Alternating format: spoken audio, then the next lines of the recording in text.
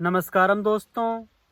अभी हम अंतर जगत की यात्रा की बात कर रहे थे, अपने परमानंद में स्थित होने की बात कर रहे थे। तो हमने एक बात की थी कि यदि हमें अपने आत्म स्वरूप को जानना है तो हमें कुछ नहीं करने का अभ्यास करना सीखना होगा। लेकिन जब हमने ये बात की तो बहुत सारे सवाल हमारे मन में उठे होंगे, और उनका उठना स्वाभाविक भी है कि ये कैसी बात हुई, कुछ नहीं करना है। अरे कुछ तो हमसे करवाइए, बगैर कुछ किए हमसे रहा नहीं जाता। यदि किसी व्यक्ति से कहा जाए कि आपको 5 मिनट यहाँ बैठना है, कुछ नहीं करना है, तो वो व्यक्ति कहता है हमसे आप चाहे जो करवा लो, लेकिन हमें ऐसे बैठने की एक जगह मत बोलो, हम कुछ भी कर लेंगे लेकिन ये हमसे नहीं होगा। तो दोस्तों, यदि हमें वास्तव में कुछ करना है तो हमें क्या करना चाहिए, वो हमें मानस का एक प्रसंग आता है सबरी का, उस सबरी से हमें सीखना चाहिए कि हमें क्या करना चाहिए जिससे परमात्मा हमारे जीवन में आए। सबरी राम की प्रतीक्षा नहीं करती है, सबरी राम को पुकारती नहीं है, सबरी राम के इंतजार में व्याकुल भी नहीं है। तो सबरी करती क्या है?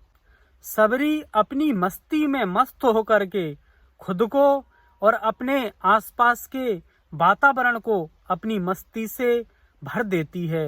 राम अपने वनवास के दौरान बहुत ऋषि मुनियों के आश्रम गए, लेकिन सबरी के जब आश्रम गए तो तुलसी ने लिखा है, सबरी के आश्रम पगुधारा, के पर एक बिंदी लगा दी है। मतलब सबरी के यहाँ जब गए हैं तो वो जाना बहुत महत्वपूर्ण है।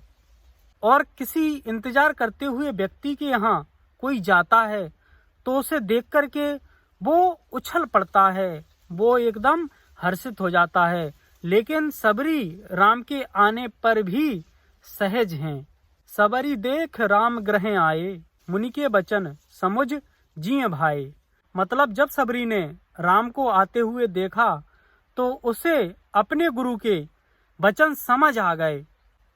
पहले समझ नहीं आए थे, उसे आज समझ आया कि उन्होंने जो कहा था उसका मतलब ये था कि राम यहाँ आएंगे। इसका मतलब कि वो स्पेशली राम के लिए सब कुछ नहीं कर रही थी, वो तो अपनी मस्ती में थी। कोई आए तो आए, कोई जाए तो जाए। हम एक उदाहरण से सबरी की स्थिति को समझेंगे। एक कोई व्यक्ति अपने बच्चों के साथ में यात्रा करता है, और जब वो ट्रेन पकड़ने के लिए स्टेशन जाता है और स्टेशन पर देखता है कि जिससे उसे यात्रा करनी है वो ट्रेन 4 घंटे लेट है। यह खबर सुनते ही वह बहुत बेचैन और बहुत व्याकुल हो जाता है कि अब मैं क्या करूं, 4 घंटे लेट है, ये है वो है, तमाम झंझट करता है। और उसके 2 बच्चे हैं, उन बच्चों को भी पता चल गया कि ट्रेन 4 घंटे लेट है। उन्हें कोई फर्क नहीं पड़ा, वो अपनी चप्पलें उतारते हैं और उन चप्पलों पर बैठ जाते हैं और आसपास अपने खेलने के लिए कुछ सामान ढूंढते हैं। तो उन्हें स्टेशन पर कुछ पड़ी हुई बोतलें, कुछ पड़े हुए पैकेट, ये सब मिल जाते हैं। उन्हीं को अपना खिलौना बना करके खेलने लगते हैं। वो अपनी मस्ती में मस्त हैं, उन्हें फर्क नहीं पड़ता कि यात्रा होनी है या यात्रा नहीं होनी है, ट्रेन जल्दी आ रही है या ट्रेन लेट आ रही है। और जब ट्रेन आती है वो ट्रेन में बैठ जाते हैं और अपनी यात्रा करते हैं। बहुत अच्छी ट्रेन है, बहुत लग्जरी है, उसके एसी कोच हैं, सारी सुविधाएं हैं उसमें। जब घर पहुंचते हैं तो उनका पिता बहुत थक जाता है, और जो बच्चे हैं वो स्टेशन पर जब 4 घंटे इंतजार करना पड़ा तब भी खेल रहे थे, जब ट्रेन में रहे तब भी ट्रेन में ऊपर नीचे कूदते रहे, खेलते रहे, और जब घर पहुंचे तब भी उन्हें कोई थकावट नहीं है, वो अपनी मस्ती में मस्त हैं। तो बच्चों को ना तो इस बात से कोई मतलब था कि उन्हें यात्रा करनी है, और जब ट्रेन लेट हो गई तब भी उन्हें कोई फर्क नहीं पड़ा कि ये 4 घंटे लेट हो गई, और जब यात्रा की तो सहज रूप से यात्रा कर ली। तो जो स्थिति उन बच्चों की है जो उस बाप के साथ में यात्रा कर रहे हैं, वही स्थिति सबरी की है। वो हर स्थिति में सहज है, रोज अपने आश्रम को सजाती है, रोज फूल बिछाती है, और शाम को राम नहीं आते तो उसे कोई फर्क नहीं है, वो वही स्थिति में फिर से है, उसके भीतर जरा सी भी रिएक्शन नहीं है, प्रतिक्रिया नहीं है।